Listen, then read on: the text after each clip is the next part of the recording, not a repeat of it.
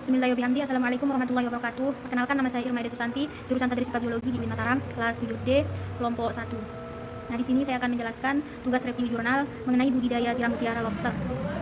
Adapun jurnal yang pertama saya dapatkan Sinta 2, di mana judulnya itu investigasi penyakit pada pembesaran lobster pasir Panulirus homarus di keramba jaring apung. Nama jurnalnya Jurnal Ilmu dan Teknologi Kelautan Tropis.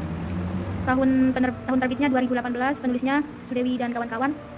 Dan latar belakang dari jurnalnya, usaha budidaya lobster sering terjadi kegagalan karena tingginya kematian yang disebabkan oleh infeksi penyakit pada lobster. Dan tujuan dari penelitian ini untuk melakukan investigasi penyakit pada pembesaran lobster pasir homarus di 3 lokasi keramba jaring apung atau KJA.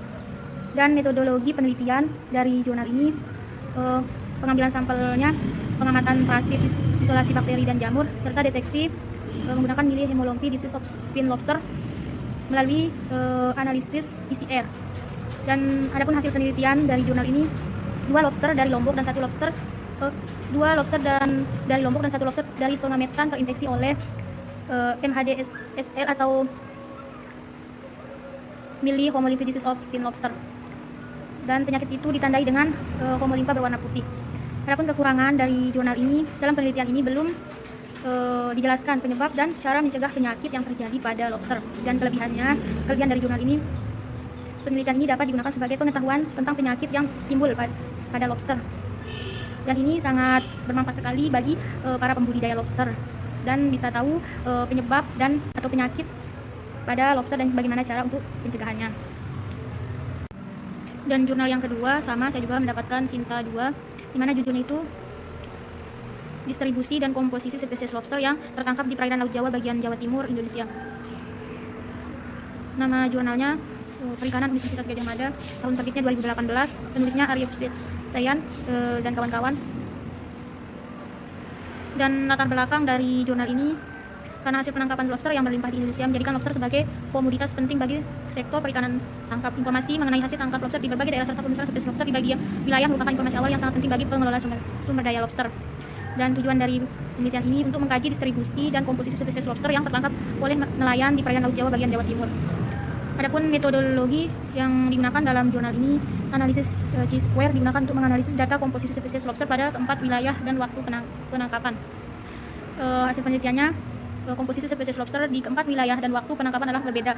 4 spesies lobster yang ditemukan itu ada Panulirus orantus, ada homarus, ada Polypahabus, dan ada Persicolor. Dan untuk Panulirus polypus mendominasi di spesies lobster dan bawean dan semenep, sementara homarus mendominasi di Tuban. Dan adapun kekurangan dari jurnal ini, peneliti maksud saya belum memunculkan penelitian yang terdahulu yang sejenis dengan penelitiannya yang dapat digunakan sebagai pembanding dalam penelitian ini. Terus kalau kelebihan itu, dengan adanya penelitian ini akan bermanfaat bagi pengelolaan perikanan lobster di Jawa Timur, khususnya di wilayah Laut Utara Jawa Timur. Dan jurnal yang ketiga saya dapatkan Sinta 3, yang judulnya Budidaya Lobster dan Abalon dengan Sistem Integrasi di Perairan Teluk Hekas.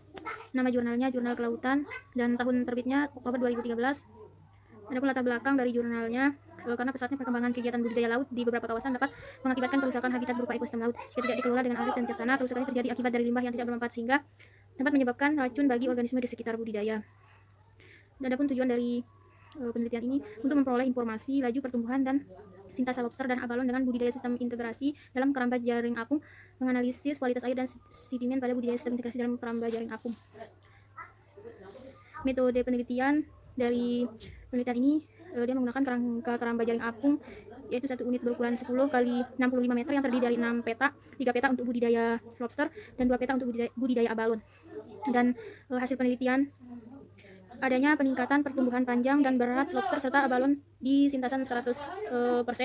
Parameter kualitas air juga menunjukkan kualitas yang optimal pada budidaya lobster dengan abalon secara terintegrasi dibandingkan area non budidaya. Nah, kekurangan dari jurnal ini, penulis belum masukkan gambar atau dokumentasi proses penelitian yang dilakukan. Nah, dengan tujuan masukkan gambar itu untuk menarik minat pembaca. Adapun kelebihan dari jurnal ini, penelitian ini dapat dijadikan sebagai informasi penting bagi pembudidaya lobster, dan juga perlunya adanya penelitian lebih lanjut untuk mendapatkan informasi yang lebih lengkap lagi. Dan untuk jurnal yang keempat saya dapatkan Sinta 2, di mana judulnya itu kinerja produksi pendederan juvenil lobster pasir Panulurus homarus menggunakan shelter individu. Nama jurnalnya Media Aquaculture, tahun terbitnya 2017, penulisnya Kukuh Adiana dan kawan-kawan. Dan latar belakang dari jurnal ini, kanibalisme yang tinggi adalah salah satu permasalahan utama dalam budidaya lobster. Penggunaan shelter individu pada budidaya pendederan lobster dimaksudkan untuk meniadakan kontak langsung antar lobster dalam media budidaya. Dan adapun tujuan dari penelitian ini untuk menganalisis kualitas dan pengaruh penggunaan shelter individu terhadap kinerja produksi pendederan lobster pasir Panulurus homarus. Jurnal yang kelima saya dapatkan Sinta 2 dengan judul Status Pengelolaan Sumber Daya Benih Lobster untuk Mendukung Perikanan Budidaya Studi Kasus Perairan Pulau Lombok. Nama jurnalnya Kebijakan Perikanan Indonesia, tahun terbitnya 2 November 2016, penulisnya Elania dan kawan-kawan. Adapun tujuan dari penelitian ini untuk menganalisis data dan informasi terkait status pengelolaan sumber daya benih lobster dan dampak dari peraturan tentang penangkapan lobster. Metodologi penelitian yang melalui survei lapangan, fokus group discussion, dan RRA. Adapun hasil dari penelitian ini, kawasan perairan Pulau Lombok memiliki potensi benih lobster yang sangat besar. Adanya regulasi dan melarang penangkapan lobster menyebabkan berbagai dampak sosial ekonomi terhadap kehidupan masyarakat pesisir Pulau Lombok. Hal ini harus didukung dengan peninjauan dan penyesuaian kembali Permen Nomor 1 Tahun 2015 terkait larangan penangkapan lobster khususnya ukuran benih, sehingga masyarakat diizinkan untuk menangkap benih lobster untuk kebutuhan budidaya. Adapun kekurangan dari jurnal ini, peneliti belum memaparkan penelitian terdahulu yang berkaitan dengan penelitian yang dilakukan. Adapun kelebihannya, di bagian abstrak peneliti sudah memaparkan tujuan, metode, hasil penelitian yang didapatkan, sehingga dengan membaca bagian abstrak saja penulis sudah paham maksud dari penelitian yang dibaca. Warahmatullahi wabarakatuh. Perkenalkan, saya Malhani dari jurusan Tradisi Biologi semester 7. Jadi di sini saya akan mempresentasikan hasil review jurnal tentang lobster pada mata kuliah budidaya tiara mutiara. Pada jurnal yang ke-6 ini Sinta 2 yaitu Corpus yang berjudul Lobster Population Parameter di Bumbang Bay, Sentral Lombok Parameter Population Lobster Perairan Teluk Bumbang Lombok Tengah. Jadi nama jurnal ini jurnal JIVK pada tahun 2019 bulan November. Di mana latar belakang dari jurnal ini adalah Teluk Bumbang adalah salah satu penghasil lobster di Pulau Lombok. Jadi total yang terdapat di Teluk Bumbang ini 500 nelayan termasuk pembibitan dan pedagang, dan 300 ekor keluarga nelayan tertangkap. Nah, di mana kondisi Teluk Bumbang ini menunjukkan jumlah aktivitas penangkapan ikan yang tinggi dan menurut kebutuhan untuk mengendalikan kegiatan untuk mencegah eksploitasi berlebihan. Di mana pada penelitian ini data yang dikumpulkan dari stok yang diperoleh oleh perangkap lobster milik nelayan. Nah, semua varian dan ukuran semua diamati untuk mendapatkan data yang dibutuhkan. Jadi hasil penelitian ini ditemukan 6 jenis lobster, di mana 2 jenis ini dominan yaitu lobster mutiara berkisar 45,5% dan lobster pasir itu 44,5% dari total tangkapan. Jadi kekurangan dan kelebihan dari jurnal ini, di mana kekurangannya itu pada bagian abstrak itu peneliti itu tidak memaparkan tujuan dari penelitiannya. Terus dari segi kelebihannya itu penelitian ini peneliti menjelaskan pada bagian abstrak itu secara umum tentang judul dari penelitiannya, dan di abstrak itu peneliti menjelaskan metode resiko dalam penangkapan lobster dan menjelaskan hasil dari penelitian dan memaparkan dokumentasi hasil penelitian, sehingga para pembaca jurnal ini tertarik dan berminat dan penasaran tentang lobster yang diteliti oleh penelitian. Jurnal ke-7 di sini saya menemukan Sinta 2 yang judulnya Hasil Tangkapan Perupaya dan Parameter Populasi Lobster Pasir di Perairan Gunung Kidul, di mana latar belakang dari penelitian ini adalah lobster pasir merupakan spesies lobster dari genus Penedus yang paling banyak tertangkap di perairan Gunung Kidul. Nah, di mana intensitas penangkapan yang dilakukan sepanjang tahun serta ketidakpahaman sebagian besar nelayan terhadap penangkapan yang ramah lingkungan telah mengakibatkan penurunan hasil tangkapan perupaya tangkap CPUE dari spesies ini. Itulah alasan penelitian mengangkat judul Hasil Tangkapan Perupaya dan Parameter Populasi Lobster Pasir di Perairan Gunung Kidul. Nah, adapun metodologi penelitian yang digunakan pada jurnal ini adalah peneliti menggunakan data primer dan sekunder, di mana data primer ini diambil menggunakan penarikan contoh acak berlapis terhadap 375 ekor yang contohnya itu lobster jantan dan 692 ekor contoh lobster betina. Data sekunder diperoleh melalui catatan harian pembelian lobster oleh salah satu pengumpul lobster terbesar di Kabupaten Gunung Kidul. Nah, adapun hasil penelitian ini ialah menunjukkan bahwa telah terjadi penurunan CPUE P. homarus pada tahun 2010 dan tahun 2011. Ukuran rata-rata P. homarus pertama kali tertangkap lebih kecil dari ukuran matang kelamin secara fungsional. Nilai laju eksplorasi E 0,5 juga sudah melebihi 0,5. Nah, adapun kekurangan dan kelebihan dari jurnal ini ialah dalam penelitian ini masih ada kata-kata yang sulit dipahami oleh pembaca, misalkan kata trion CPUE, sehingga ketika membaca penelitian ini dapat membuat pembaca tidak memahami isi penelitiannya. Nah, adapun kelebihannya ialah dengan adanya penelitian ini dapat digunakan sebagai informasi terutama bagi nelayan yang menangkap lobster pasir yang tidak memperhatikan kondisi sumber daya dan lingkungan.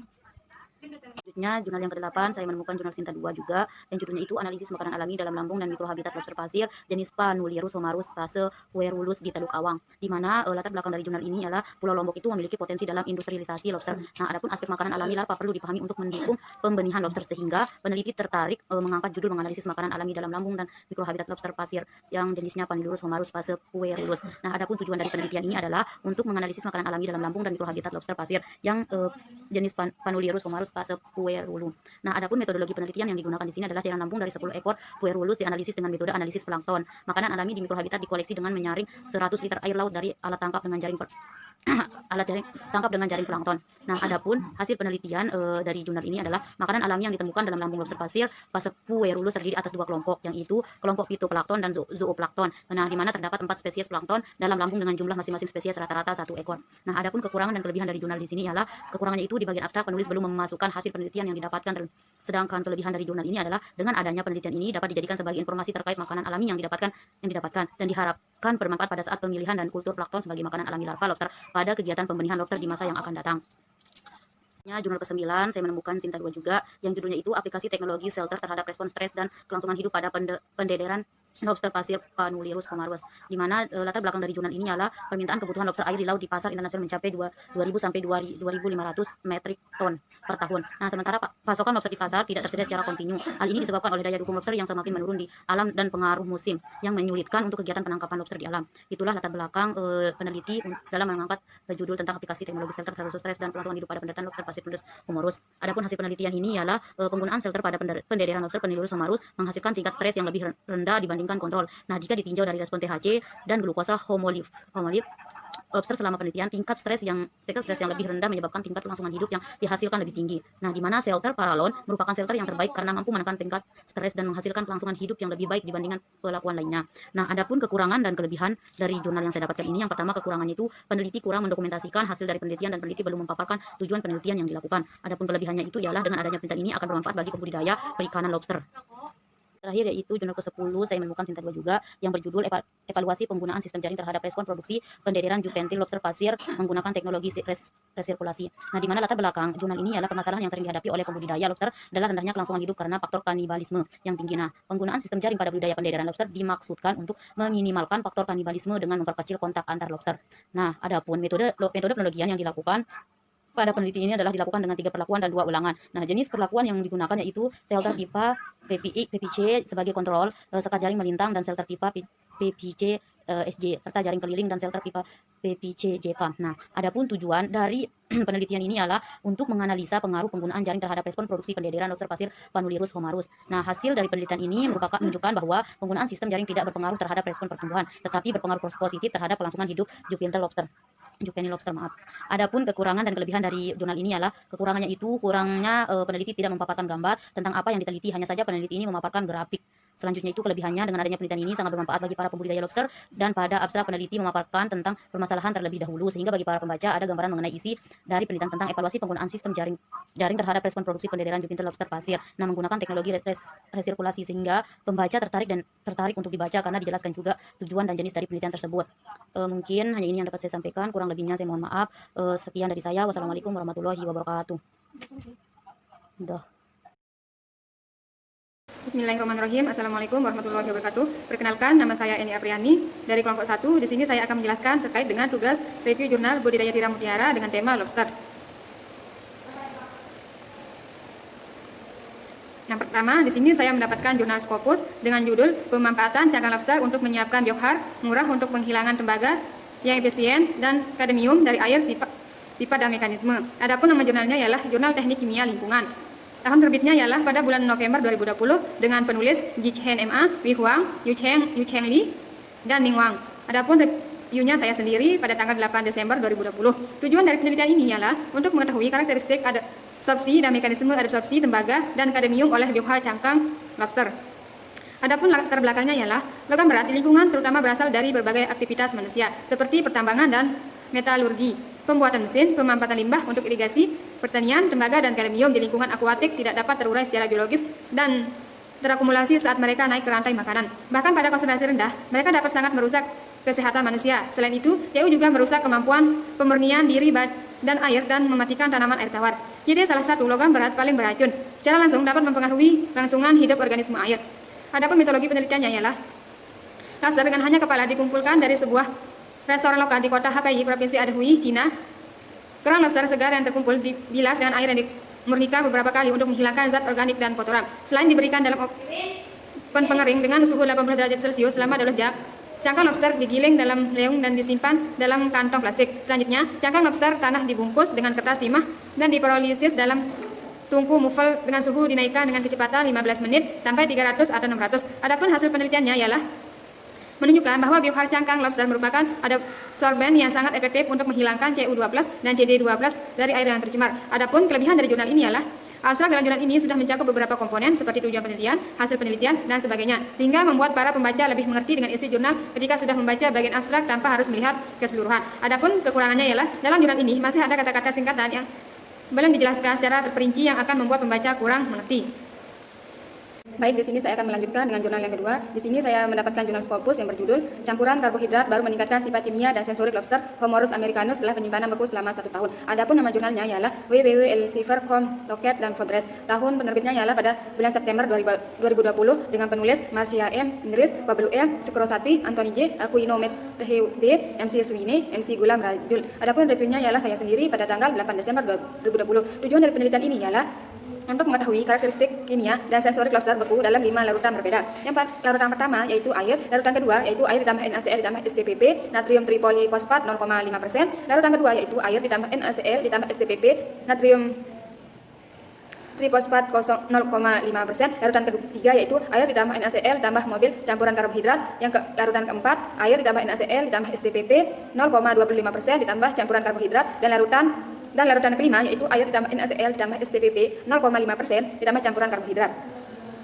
Adapun latar belakangnya sendiri di sini ialah sebelumnya telah ditunjukkan bahwa campuran baru karbohidrat dapat mengawetkan daging lobster setelah 6 bulan penyimpanan beku. Permintaan yang meningkat sepanjang tahun untuk lobster berkualitas tinggi dapat membuat penjualan ke pasar makanan laut beku menjadi pilihan yang tidak sengaja bagi beberapa nelayan. Namun perubahan kimiawi dan sensorik yang terjadi pada daging lobster setelah penyimpanan beku selama 1 tahun dapat campuran kriopotektan ini tidak diketahui. Adapun metode yang digunakan di sini ialah pembukaan kriogenik menggunakan gula seperti Trehallosa telah menjadi penting karena kemampuannya untuk menjaga kualitas daging lobster selama berbagai periode penyimpanan beku jangka pendek. Adapun hasilnya di sini ialah analisis peneliti mengungkapkan bahwa skor suka secara keseluruhan terkait positif dengan atribut lembab dan manis. Sebagai kesimpulan, kombinasi dari campuran karbohidrat baru dan STPP meningkatkan kualitas sensorik dan sifat kimia lobster beku, yang pada gilirannya memperpanjang masa simpan produk ini. Adapun kelebihan dari jurnal ini ialah dengan adanya penelitian ini dapat digunakan sebagai informasi terkait dengan peningkatan lobster yang tinggi. Kekurangannya sendiri ialah penelitian ini belum memunculkan penelitian terdahulu yang sebagai pengkuat dalam penelitian ini.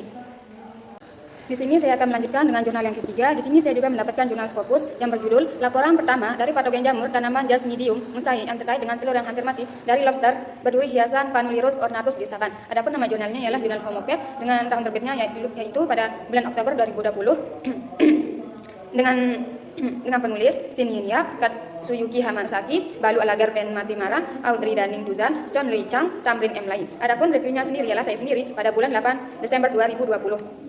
Latar belakangnya sendiri di sini adalah infeksi jamur telah dilaporkan sebagai salah satu kendala utama keberhasilan produksi benih Crustaceae. Nah, di sini di tempat pemilihan udang Universitas Malaysia Saban, perkembangan spons abnormal dari lobster berduri berornamen Panulirus ornatus yang diamati dan dicurigai sebagai infeksi jamur akibat perubahan warna spons. Jamur diisolasi dari sampel telur B ornatus dan dipindahkan ke agar-agar Pepton Yes Glucase Waiter atau VYGS untuk mengidentifikasi dan mengungkapkan karakteristik morfologi.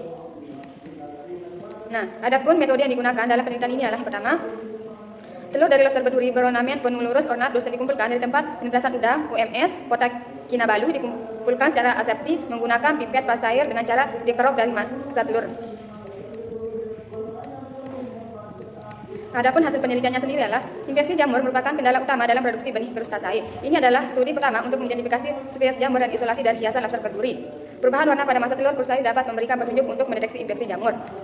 Adapun kekurangan dari jurnal ini ialah dalam jurnal ini belum dijelaskan mengenai tujuan yang akan dilakukan oleh peneliti. Kelebihannya sendiri ialah dalam penelitian ini mengenai infeksi jamur, penelitian ini merupakan penelitian yang pertama untuk mengidentifikasi spesies jamur yang diisolasi dari hiasan lobster berduri, sehingga akan menjadi informasi bagi peneliti lain yang untuk lebih mengembangkan.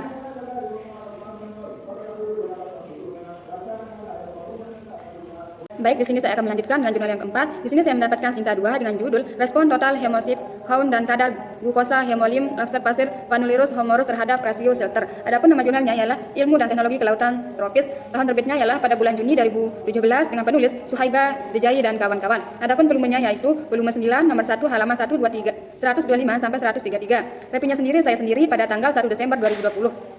Latar belakangnya sendiri di sini, pemeliharaan lobster dalam KJA masih memiliki kelemahan yang rendahnya tingkat kelangsungan hidup 40-50% lobster. Rendahnya kelangsungan hidup disebabkan sifat kanibalisme lobster.